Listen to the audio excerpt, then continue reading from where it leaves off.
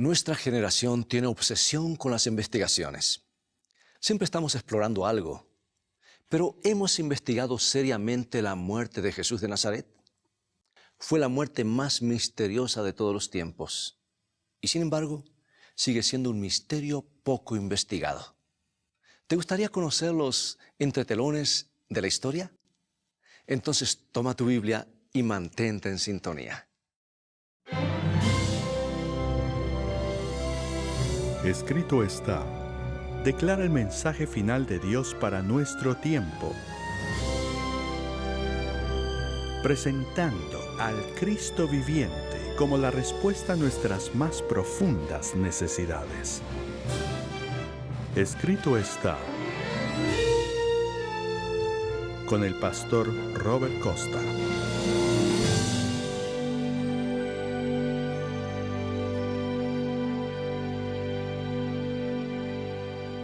Sí, siempre estamos con alguna investigación en curso. Un avión se estrella y antes de que se rescaten los sobrevivientes o se evalúen los daños, ya iniciamos una investigación sobre todos los hechos relacionados con el accidente. En un incendio de proporciones, aún antes de que se haya extinguido, ya estamos buscando cuál fue la causa. Cuando asesinan a una figura pública o muere bajo circunstancias misteriosas, nuestra investigación de los hechos es larga y minuciosa. Muchos años después todavía estamos investigando el asesinato de John F. Kennedy. Muchas personas creen que aún no se ha sabido la verdad. Todavía se levantan interrogantes sobre el asesinato de Robert Kennedy en un hotel de Los Ángeles, justo cuando estaba en la cima de su popularidad. Y para muchos todavía no se han identificado realmente los verdaderos responsables de la muerte de Martin Luther King. Pensamos que sabíamos las causas de la trágica muerte de Marilyn Monroe en 1962, pero décadas más tarde se afirma, y con algunas evidencias sorprendentes, que su muerte no fue un suicidio. Es bueno tener mentes inquisitivas y no siempre es sabio aceptar la primera respuesta que emerge a la superficie. Pero aunque se han escrito millones de páginas sobre la muerte de Jesús de Nazaret y se han hecho incontables suposiciones, muchos no tenemos la más mínima noción de lo que sucedió realmente aquel viernes del año 31 de nuestra era, en una colina en los alrededores de Jerusalén. ¿Por qué nunca se hizo una investigación creíble ni se dieron a conocer los hechos? ¿Por qué se han hecho tantas suposiciones, pero se tienen tan pocas certezas? ¿Fue una muerte por accidente? ¿Estuvo planeada? Y si fue así, ¿quiénes lo hicieron? ¿Por qué murió? ¿Fue su muerte la tragedia más grande que haya habido en el planeta? ¿O fue una victoria tan tremenda, tan completa, que hizo cantar a los ángeles y decretó el final de la muerte misma? ¿Podría ser que la muerte de Jesús tuviera increíbles consecuencias para ti, personalmente, que jamás te has imaginado? Oh, el Calvario fue como una cartelera gigantesca que les proclamaba a todos los que pasaban por allí que Jesús había fracasado. Cualquiera hubiera sido su misión, no importa lo que hubiera querido lograr, había fallado. Jesús yacía inerte en la nueva tumba de José de Arimatea y sus enemigos, visibles e invisibles, estaban decididos a dejarlo allí para siempre. Hasta el último de los discípulos de Jesús no creía que pudiera morir. Él era el Mesías y el Mesías no podía morir, no debía morir. Habían esperado que Jesús realizara un milagro para salvarse de sus enemigos. Pero el milagro no había ocurrido. Jesús ahora estaba muerto. Y mientras transportaban su cuerpo sin vida a la tumba tallada en la roca para dejarlo allí, sus ánimos estaban sumidos en una profunda depresión. Escucha su razonamiento. Ellos decían: creímos que Él sería el que libraría a Israel. Pero todo indicaba que había cometido un error. Al fin y al cabo, Jesús no era el Salvador largamente esperado. La vida les parecía vacía y sin sentido. Y mientras el sol descendía en el cielo oriental, recordándoles que el sábado estaba por comenzar, huyeron a esconderse temiendo que sus nombres también estuviesen en la lista negra de los enemigos de Jesús. 24 horas más tarde, cuando el sol volvía a ocultarse en el oriente, señalando hacia el final del sábado, la tumba de José había sido clausurada con un sello romano y una guardia de 100 soldados la custodiaba. Jesús estaba encerrado en una tumba de piedra con suficientes recaudos como para que no saliera de allí hasta el final de los tiempos. La noche pasó lentamente en tanto que los soldados montaban guardia. Una gran compañía de ángeles invisibles esperaba para darle la bienvenida a Jesús. Satanás también estaba allí, pero su única esperanza era que Jesús permaneciera en la tumba para siempre. Y toda la hueste de ángeles malignos también estaba allí, preparados a no ceder terreno independientemente de lo que sucediera. De pronto, el ángel Gabriel, el poderoso ángel que había ocupado el lugar de Lucifer, voló rápidamente, raudamente hacia la tierra. El planeta tembló con su presencia y los ángeles malignos huyeron despavoridos. Los soldados romanos, petrificados por el temor, vieron cómo Gabriel removía la enorme piedra que tapaba la entrada de la tumba como si fuese un guijarro. Lo escucharon decir: Hijo de Dios, sal fuera, tu Padre te llama. Vieron a Jesús salir de la tumba vencida y proclamar: Yo soy la resurrección y la vida. Y vieron cómo los ángeles se inclinaban en adoración, recibiendo a su amado comandante con cánticos de alabanza.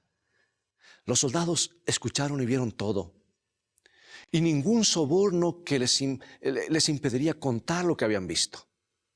Sí, la cruz del Calvario, aquel sombrío viernes, se había erguido como una gigantesca señal de derrota, pero ahora el mismo Jesús de Nazaret había salido de la tumba con el paso de un conquistador. Había conquistado la muerte. Jesús no había fracasado en absoluto. Había cumplido su misión en todos los detalles. Pero sus discípulos no habían entendido cuál era su misión. No había venido para desafiar a Roma. No había venido para tomar el trono de David. Había nacido como hombre para ser crucificado. Era el Cordero de Dios que había venido para quitar los pecados del mundo. Había venido para cargar sobre sí nuestros pecados y morir en nuestro lugar para que nosotros pudiéramos ser perdonados y recibir la vida. Su muerte no había sido una derrota. El mismo instante de su muerte había señalado una victoria tan grande que los ángeles del cielo habrían prorrumpido en cánticos. Jesús había vencido. Como ves, amigo y amiga, el Calvario fue un campo de batalla. Fue la escena más crucial, más crítica, más decisiva del conflicto entre Cristo y Satanás. Un conflicto que comenzó en el cielo y se está dirigiendo al desenlace final. Solo en el marco de ese conflicto podemos empezar a entender lo que sucedió realmente en el Calvario. Pero entender ese conflicto es entender la Biblia, porque la Biblia es la historia de ese gran conflicto, del plan divino para salvar a los hombres y los intentos de Satanás para impedirlo. No podemos menos que maravillarnos por el increíble amor que se manifestó en aquella áspera y ruda cruz. Dios muriendo en nuestro lugar. ¿Cómo haríamos para vivir sin perdón? Oh, gracias a Dios que tenemos un Salvador resucitado. Nos regocijamos porque Él conquistó la muerte y podemos aguardar con esperanza la mañana de la resurrección, cuando los amados se reunirán para jamás volver a separarse. ¿Sabes por qué? Porque los hijos de Dios nunca se ven por última vez, siempre habrá un reencuentro. Bueno, todo eso sucedió aquel memorable fin de semana, pero hubo más, mucho más. ¿Qué quiso decir Jesús cuando en el último momento, antes de inclinar su cabeza, exclamó: consumado es? No fue el débil gemido de un sufridor, de un sufriente, fue el grito de un conquistador. Las palabras resuenan claramente y resonaron claramente y siguen resonando hoy con la sonoridad de trompetas que parecían hacer eco por toda la creación. ¿Qué quiso decir? ¿Qué es lo que se había consumado? ¿Por qué vino Jesús a este planeta? ¿En qué consistía su misión? ¿Por qué tuvo que morir para salvar a los hombres? No podía hacerlo de otra manera. ¿Su misión y su muerte tienen que ver solo con los hombres caídos? ¿O será también que tiene que ver con otros mundos? Jesús había venido a la tierra y había muerto para silenciar las acusaciones de Satanás sobre el carácter de Dios. El jefe rebelde había acusado a Dios de ser un gobernante severo y tiránico que no se interesaba realmente por sus súbditos. Decía que él, Satanás, era el único que se preocupaba por ellos. Pero basta con contemplar el Calvario para descubrir quién es el que se preocupa. Por eso la cruz, amigo y amiga, es la demostración definitiva del interés divino en ti, en mí y en el universo entero. Y es una demostración que no ha pasado inadvertida para los demás mundos. Jesús había venido a desenmascarar a Satanás ante todo el universo para que los ángeles y los mundos no caídos vieran cuán letal, cuán mortal y cuán despiadado es el pecado, para que todos ellos pudieran ver hasta dónde llegaban las consecuencias del pecado. Cuando comenzó la rebelión parecía increíble que algo llamado pecado pudiera ser tan peligroso como Dios decía. Pero ¿sabes? Con el transcurso de los siglos, mientras contemplaban al ángel caído esparciendo guerras y destrucción por doquiera y dejando una huella de angustia, dolor y muerte, ellos comenzaron a comprender. Y cuando vieron que Satanás llevaba a su creador a una despreciable cruz, no quedó en todo el universo ni una pizca de simpatía por él, con la excepción de este planeta. Jesús había venido a honrar, incluso con su propia sangre, la ley de su Padre. Desde el mismo comienzo del conflicto entre Cristo y Satanás, la ley había sido el asunto crucial y Satanás lo sabía muy bien porque él era uno de esos guardianes que estaba al lado del trono de Dios. Él sabía la importancia que tenía la ley de Dios y tiene para mantener el gobierno de Dios estable. Y Él es especialista en desestabilizar los gobiernos, en desestabilizar y traer caos al universo. ¿Sabes que era el tema que había dividido el cielo? Fue el punto clave en el Edén. El primer encuentro de Satanás con alguien de este planeta fue una invitación descarada, desvergonzada a desobedecer a Dios. Y sabes que en la crisis final, la crisis que ya está ante nosotros, la cuestión fundamental seguirá siendo la ley de Dios y su autoridad. Porque el libro de Apocalipsis, allí vemos a Satanás en estos últimos días airado y haciendo guerra a los que guardan los mandamientos de Dios. Y vamos a leerlo en Apocalipsis capítulo 12, versículo 17, y nos dice así: Entonces el dragón, el diablo, se llenó de ira contra la mujer, en este caso la iglesia, y se fue a hacer guerra contra el resto de la descendencia de ella, los que guardan los mandamientos de Dios y tienen el testimonio de Jesucristo. ¿Por qué Jesús tuvo que morir para salvar a los hombres? ¿No había otra posibilidad? No, absolutamente no. La ley de Dios había sido quebrantada y la pena era la muerte. Alguien debía morir. ¿No se podría dejar la ley a un lado por una sola vez siquiera? No, porque la ley es el fundamento del gobierno de Dios. Tomar la ley divina livianamente es una invitación al caos. Sin ley, hasta el mismo universo colapsaría. Y amigo, escucha bien esto. Allí está el punto del conflicto final. El enemigo sabe dónde atacar y ha tenido mucho éxito aún dentro del cristianismo de tratar de hacer pensar a la gente que ya no hay ley. Y es esa misma ley, porque no pudo ser cambiada, que llevó a Jesús a la cruz, porque la paga del pecado es muerte y el pecado lo conocemos porque es transgresión de la ley, dice el apóstol San Juan, dice la Biblia. Oh, hermanos, allí está el punto del conflicto.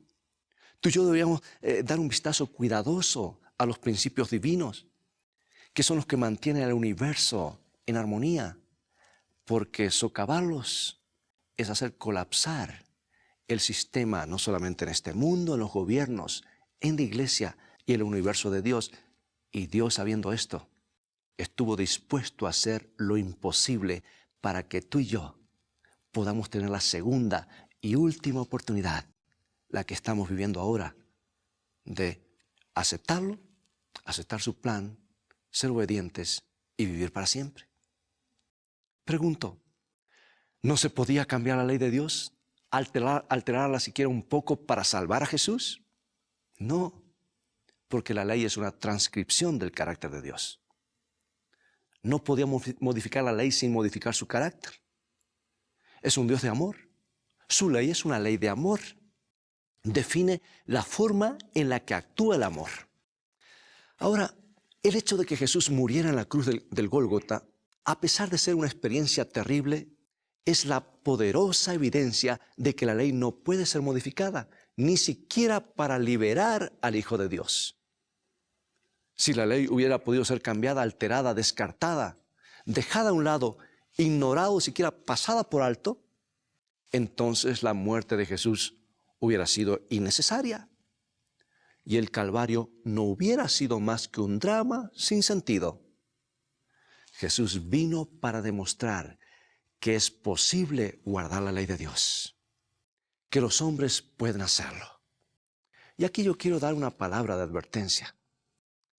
La ley no salva, mis amigos, porque cada vez que se habla de la ley de Dios, algunos piensan, no, esas cosas de los judíos del Antiguo Testamento, pero resulta que la ley existió desde antes que haya un judío, antes que Dios crease este mundo, desde la eternidad, porque Lucifer cometió pecado y el pecado es transgresión de la ley. Yo quiero establecer bien claro, amigo y amiga, para que alguien no diga que está escrito, está predicando de alguna manera que somos salvos por la ley. La ley no salva a nadie, porque no son más que preceptos, es una ley fría. El que nos salva es Jesús. La ley me muestra cómo soy yo, y cuando veo mis pecados comparados a esa ley que representa el carácter de Dios, veo que soy pecador y entonces voy a Jesús, quien es mi salvador del pecado, y para eso vino Jesús, para salvarnos del pecado. Vuelvo a repetir, la ley no salva a nadie, pero Dios puso su santa ley para proteger a aquellos que la ha salvado, para que ya no vivan en el terreno del enemigo, sino en el terreno donde Jesús murió, dio su vida, para que tengamos paz, seguridad y salvación. Bueno, Satanás había dicho todo lo contrario. ¿No fue prueba de ello la caída de Adán? Pero Jesús tomó la humanidad, no con la fortaleza de Adán, no en el entorno perfecto del Edén, sino después de miles de años de debilitamiento por causa de la rebelión. Y durante 33 años vivió como nosotros tenemos que vivir, empleando el mismo poder que está a nuestra disposición, pero jamás pecó. Y a pesar de todo el esquema infernal que Satanás urdió para atraparlo, Jesús murió para que el universo entero esté asegurado para siempre. Gracias al Calvario, el pecado no volverá a surgir. El profeta Nahum lo dijo en Nahum 1:9, profetizado hace siglos, inspirado por Dios, de lo que Dios se propone. Y dice así: no tomará venganza 2 veces de sus enemigos. La rebelión no volverá a surgir. La terrible demostración de la naturaleza letal del pecado nunca se repetirá. ¿Por qué? ¿Dios nos quitará la posibilidad de elegir y nos convertirá en robots para que no tengamos más la posibilidad de pecar? Oh, no. Lo cierto es que ya hemos visto las consecuencias del pecado que llevaron al Calvario. Y no queremos tener más contacto con Él, con esa experiencia horrible que se llama pecado. Jesús murió para que todo el universo esté a salvo. El Calvario no fue solo para nosotros, sino también alcanza los mundos que no han caído, estarán a salvo de la rebelión por las edades sin fin. Y el cielo estará seguro, no por causa de la ley, no por el temor, sino por lo que sucedió un día en la cruz, en las afueras de Jerusalén, y que ellos contemplaron horrorizados y atónitos. Los salva también a ellos. Querido amigo y amiga, quiero contarte lo que ocurrió cierta tarde. Un niñito estaba inquieto, quería jugar, se metió en el dormitorio de sus padres y abrió el cajón de la mesita de luz. Dentro había una reluciente pistola de color negro. Se parecía mucho a la suya, la pistola de juguete. La tomó y la llevó a la sala de estar, apuntó a su padre y le dijo: «Bang, bang, papi, estás muerto». Y su padre cayó al piso. Entonces le apuntó a su madre: «Bang, bang, mami, estás muerta». Y su madre cayó al piso de la misma manera en que jugaban siempre. Pero esta vez no se levantaron. Y el niño no supo qué hacer. Algo andaba mal. Tiró la pistola tan lejos como pudo. Se arrodilló junto a su padre llorando: «Levántate, papi, levántate. No quiero jugar más». Oh, mi querido amigo y amiga, ¿comprendes lo que el pecado le hizo al Salvador? ¿Ves lo que le ha hecho a este mundo que una vez fue hermoso? ¿Ves lo que le ha hecho a las personas que tú amas? ¿Ves lo que te ha hecho a ti? ¿Qué otra cosa podemos hacer sino arrojar el pecado tan lejos como podamos y arrodillarnos a los pies de nuestro Salvador? ¿Qué otra cosa podemos hacer sino dejar que las lágrimas corran por nuestras mejillas y decirle que no queremos jugar más con el pecado? Eso es lo que Él ha estado esperando todos estos años. Y es lo que tú también has estado esperando, ¿no es cierto? Escucha este canto y en un momento más regresaré para que oremos juntos.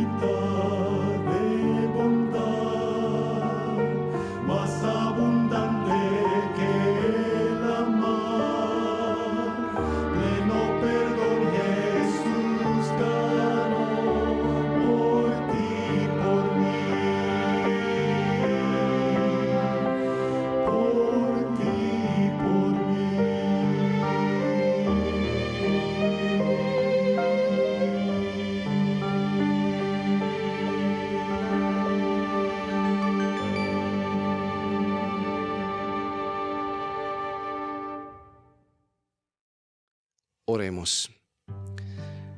Gracias, Dios, por amarnos tanto, de estar dispuesto a dar a tu Hijo para rescatarnos. Comenzamos a comprender cuánto cuesta al cielo nuestra desobediencia. Pedimos perdón y declaramos la aceptación del sacrificio de Jesús en nuestro lugar. Queremos conocerte más para amarte más, porque nos has dicho que la vida eterna consiste en conocer a Dios y a su Hijo a quien has enviado.